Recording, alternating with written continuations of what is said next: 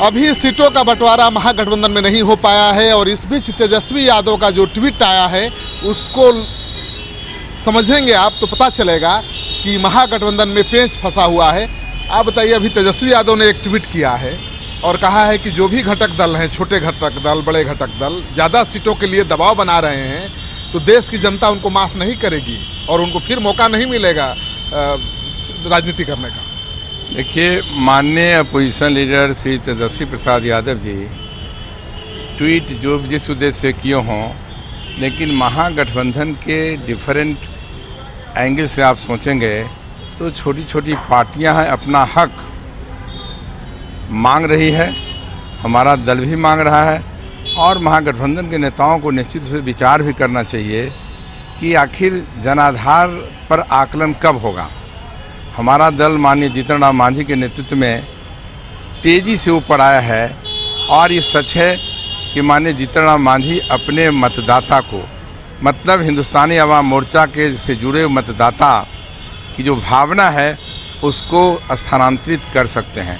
जीतन राम मांझी ने बराबर लगातार दलितों की बात किया है और साथ ही साथ सवर्णों की बात किया है, तो निश्चित रूप से कमजोरी सवर्णों को भी है जीतन राम मांझी के लिए और दलित समाज एक नेतृत्व स्वीकार कर चुका है। आज कहा मांझी जी ने कि कांग्रेस पार्टी से कम जनाधार नहीं है जीतन राम मांझी का, उन्होंने कहा अभी, लेकिन आपने भी वही सवाल उठाया कि जनाधार को आधार कब बनाया जाएगा, यानी नाम बड़ा है तो ज़्यादा सीटें मिल रही हैं, जनाधार कोई क्राइटेरिया ही नहीं है, आपको लगता नहीं है? हाँ, नहीं, ये बात सही कहा कि कांग्रेस से कंपेयर नहीं कर रहे हैं। कांग्रेस तो राष्ट्रीय दल है और वो अपने ढंग से दबाव राष्ट्रीय स्तर के नेताओं से बना रहा है या फिर राज्य के स्तर पर अपने दबाव दे रहा है। मांझी जी हमारे राष्ट्रीय अध्यक्ष हैं और हमारे पार्टी राष्ट्रीय स्तर पर विकसित हो रही है। लेकिन शिवानंद तिवारी ने कहा कि मांझी को 2 सीट मिलनी चाहिए, इससे ज़्यादा मांगे तो उनको छोड़ देना चाहिए। नहीं, ये बात अनऑथराइज है।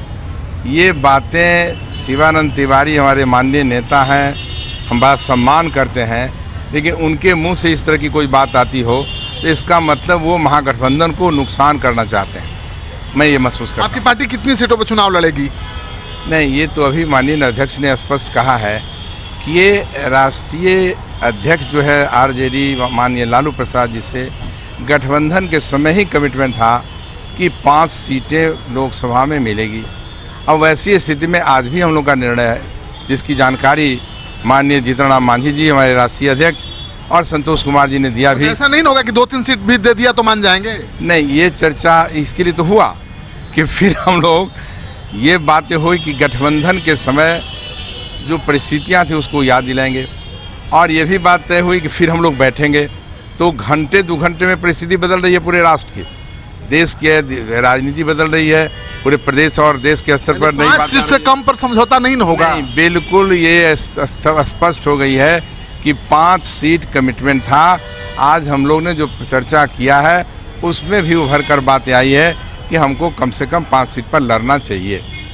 या नहीं मिलेगा तो क्या करेंगे? नहीं, उसके लिए नहीं मिलेगा तो फिर हम लोग बैठेंगे 18 तारीख को, बड़ा फैसला भी ले सकते हैं। 18 तारीख को फिर बैठेंगे, फिर ये कुछ घंटों में जो परिस्थितियां बदलेगी उस पर हम लोग चर्चा करके निर्णय लेंगे। चुनाव कहाँ से लड़ना है?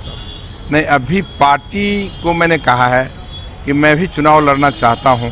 अब ये पार्टी तय करेगी कि महाचंद्र सिंह उपयुक्त उम्मीदवार हैं या नहीं है, यदि हैं तो किस क्षेत्र के उम्मीदवार हैं और कहां से लड़ना चाहिए, ये पार्टी पर मैंने तो आप बताएंगे ना कहां से चुनाव लड़ेंगे? नहीं, ये पार्टी दल के नेता को हमने सब कह दिया, राष्ट्रीय अध्यक्ष को भी कह दिया है, अन्य दल के जो हमारे साथी हैं सब को मालूम है और हम चाहते हैं कि अपना जो इच्छा हमने व्यक्त की है राष्ट्रीय अध्यक्ष के सामने उस पर वो विचार करें, ये मैं कहा है उनको। तो आपने देख लिया कि महागठबंधन में घटक दलों के बीच सीटों के बंटवारे को लेकर तो पेच फंसा ही हुआ है, साथ ही जो पार्टी के प्रत्याशी हैं जो लोकसभा चुनाव लड़ना चाहते हैं उनको लेकर भी कम पेच नहीं है।